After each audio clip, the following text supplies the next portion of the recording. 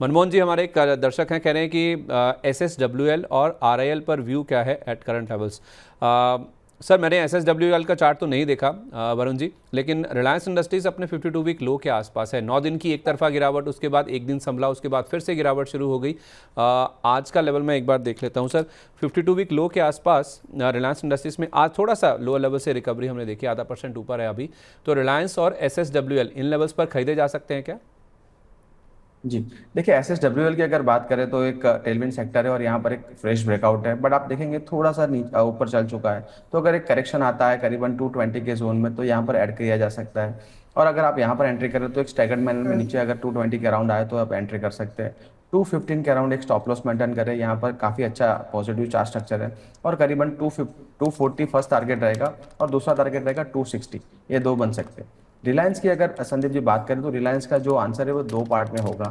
अगर आपका long term view है 2 to 3 ईयर्स का, तो बिल्कुल यहाँ पर आपको खरीदारी की जा सकती है, आपके पोर्टफोलियो में आ सकता है, क्योंकि आप यहाँ से डाउनसाइड जो है लिमिटेड है। इंट्राडे ट्रेडिंग कर रहे हैं या स्विंग ट्रेडिंग कर रहे हैं तो यहाँ पर हमने आई थिंक ट्यूसडे के सेशन में बात की थी कि यहाँ पर सेल ऑन राइज का जो स्ट्रक्चर है वो बन सकता है। और कल के सेशन में एक पॉजिटिव न्यूज़ आया था, करीबन रिलायंस 2% के अराउंड अप था और वहाँ से काफ़ी बड़ी गिरावट हमने सेकंड हाफ में देखी थी। तो अभी भी स्ट्रक्चर इंट्राडे के जोन से काफ़ी वीक है। और अगर ये ब्रेकडाउन सस्टेन करता है, क्योंकि हमने काफ़ी ऑब्जर्व जो हमारा जो एनालिसिस था बताया था कि जो 200 SMA वीकली का वो काफ़ी बार होल्ड कर चुका है और पहली बार आप देखेंगे इन 2 ईयर्स में अपने 200 वीकली SMA के नीचे यहाँ पर कारोबार कर रहा है। कल का लास्ट दिन है वीकली क्लोजिंग का और अगर इसके नीचे क्लोजिंग आता है तो वीकली चार्ट्स पर एक ब्रेकडाउन है और फिर यहाँ पर 1150-55 के यहाँ पर लेवल बन सकते हैं। तो इंटरडे चार्ट और वीकली चार्ट पर एक फ्रेश ब्रेकडाउन है। बट अगर लॉन्गर टर्म व्यू है तो बिल्कुल रिलायंस आप खरीदारी कर सकते हैं, क्योंकि आने वाले दिनों में यहाँ पर काफ़ी बड़े जो वैल्यू अनलॉकिंग है जो हो सकते हैं तो आपके पोर्टफोलियो में होना चाहिए। तो यार आपका जो नज़रिया उस तरीके से आप पोजीशन बना सकते हैं। मतलब ट्रेडर्स नहीं, अगर लॉन्ग टर्म के इन्वेस्टर हैं तो ज़रूर रिलायंस इंडस्ट्रीज़ में मौजूदा लेवल्स पर आप खरीदारी करके चल सकते हैं। अरुण जी, आपका व्यू भी यही है रिलायंस इंडस्ट्रीज़ पर? बिल्कुल बिल्कुल संदीप जी, एकदम मेरा एग्जैक्ट व्यू है। इन्वेस्टर्स के लिए कोई दिक्कत नहीं है, एक्यूमुलेशन लेवल के आसपास है। पर ट्रेडर्स के लिए कोई बड़ा ट्रिगर नहीं है। स्टॉक में 1300 के नीचे ब्रेकडाउन हुआ है और 1300 का मैं कॉल ऑप्शन भी देख रहा था संदीप जी, काफी हैवी राइटिंग है। 1300 का लेवल निकलना काफी मुश्किल मुझे लग रहा है इस सीरीज के लिए। एटलीस्ट अगर निकल जाता है किसी भी वजह से तो बड़ी शॉर्ट कवरिंग आ सकती है। तो 1300 का लेवल जब तक नहीं निकलता ट्रेडर्स को दूर रहना चाहिए। इन्वेस्टर्स के लिए अच्छी अपॉर्चुनिटीज रहेगी। इनफैक्ट 1250 1240 भी आता है, तो मुझे लग रहा है इन्वेस्टर्स के लिए कोई दिक्कत नहीं है। पर जब से संदीप जी मैं स्टॉक को देख रहा हूँ, आइडिया के जब से चीजें सुधरना शुरू हुई है, जो आइडिया के लिए पॉजिटिव न्यूज आना शुरू हुई है और जो भी एजीएम स्पेक्ट्रम में थोड़ी बहुत रिलीफ आई है, जब से रिलायंस में प्रेशर देखने को मिल रहा है। आई डोंट नो कितना रिलेशन है, पर वो एक रिलेशन में लेके चल रहा हूँ। तो 1300 का लेवल जब तक नहीं निकलता रिलायंस को ट्रेडर्स बाई नहीं करना चाहिए। इन्वेस्टर्स हर गिरावट पे एक्यूमुलेट करके चल सकते। ठीक है, आप कह रहे हैं कि वीआई की जब से स्थिति सुधरनी शुरू हुई है तब से इसमें थोड़ी सी दिक्कत हुई है। सर एग्जैक्टली यहाँ से 8 दिन बाद 19 तारीख को इनकी एजीएम भी होने वाली है, तो एजीएम को लेकर क्या एक्सपेक्टेशन है कोई ऐसी, या फिर जियो का जो आईपीओ है वो अब उतना बड़ा ट्रिगर नहीं रहा? क्या दिक्कत है, जियो आईपीओ को लेकर अनाउंसमेंट नहीं आएगा, कुछ ऐसी आशंकाएं भी हैं क्या अरुण जी? संदीप जी, कोई बड़ी एक्सपेक्टेशन नहीं है इस एजीएम से, पर आईपीओ नेक्स्ट ईयर तक तो डेफिनेटली आता हुआ नजर आ रहा है जिस हिसाब से तैयारी चल रही है।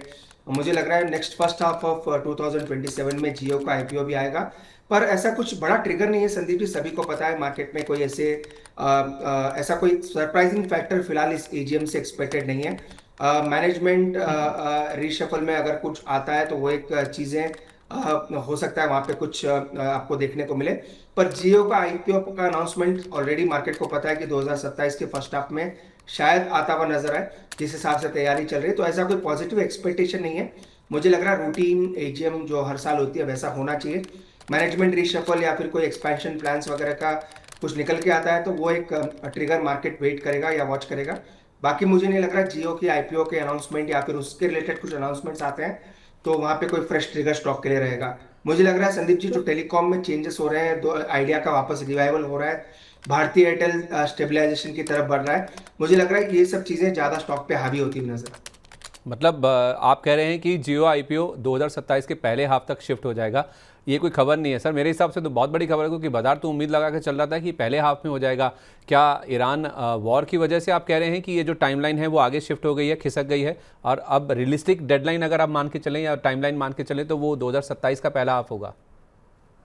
बिल्कुल संदीप जी, मुझे लग रहा है 2027 के फर्स्ट हाफ में आना चाहिए, जिस हिसाब से मूड माहौल है मार्केट का। और ओवरऑल मुझे लग रहा है जिस हिसाब से चीजें आगे बढ़ रही है, ऐसे कोई जल्दबाजी मुझे जियो के आईपीओ में नजर नहीं आ रही है। तो मुझे लग रहा है सेकेंड हाफ में या फर्स्ट हाफ आप कह सकते हैं 2027 के, या फर्स्ट क्वार्टर आप कह सकते हैं, उसी के आसपास आना चाहिए। वरुण जी, आप भी इत्तेफाक रखते हैं इस चीज़ से सर कि ये जो आईपीओ की टाइमलाइन है इस साल के पहले हाफ की बजाय 2027 कैलेंडर ईयर के पहले हाफ तक शिफ्ट हो गई है? जी बिल्कुल, देखिए संदीप जी, मार्केट का मूड माहौल अभी आप देखेंगे तो खराब है, और इस तरह के मार्केट में नया आईपीओ लाना एक चैलेंजिंग है। लिक्विडिटी काफ़ी ड्राई है, और साथ ही में मार्केट आप जैसे बता रहे हैं H1 का 2026 का टारगेट था, लक्ष्य था। अब वो यहाँ पर कोई टाइमलाइन नहीं है, तो हो सकता है नेक्स्ट ईयर ही जा सकता है। साथ ही में मार्केट की नज़र अपना जो रिलायंस रिटेल है उस पर भी रहेगी। रिटेल का लिस्टिंग या वहाँ पर वैल्यू अनलॉकिंग की भी एक बातें हो रही है, और अगर वहाँ पर कुछ पॉजिटिव निकल के आता है तो मार्केट एक सरप्राइजिंग फैक्टर रहेगा। बट हाल फिलहाल जो मार्केट का एक्सपेक्टेशन है और जो मार्केट जिस तरह से चल रहा है, यहाँ पर नहीं लग रहा है संदीप जी कोई बड़ा कोई इवेंट है यहाँ पर हो सकता है। क्योंकि आप देखेंगे लगातार लास्ट 1-2 GMB आप प्रीवियसली देखे तो वहाँ पर भी बड़ी कोई खबर नहीं आई थी, और रिलायंस का जो स्टॉक है वही फ्लैट टेरिटरी में कारोबार कर रहा था। तो जो 5-6 साल बाद जो AGM की जो पहले की जो बातें थी, अब आप देखेंगे तो मार्केट इतना एक्साइटेड नहीं रहा, और अब प्राइसेस में भी देख रहे हैं तो यहाँ पर एक स्लगिशनेस दिख रही है, और अपना जो मेजर जो लेवल्स थे वो ब्रेक डाउन करके ही चल रहा है स्टॉक। तो आई थिंक मार्केट भी कोई खास एक्सपेक्टेशन नहीं रख रहा।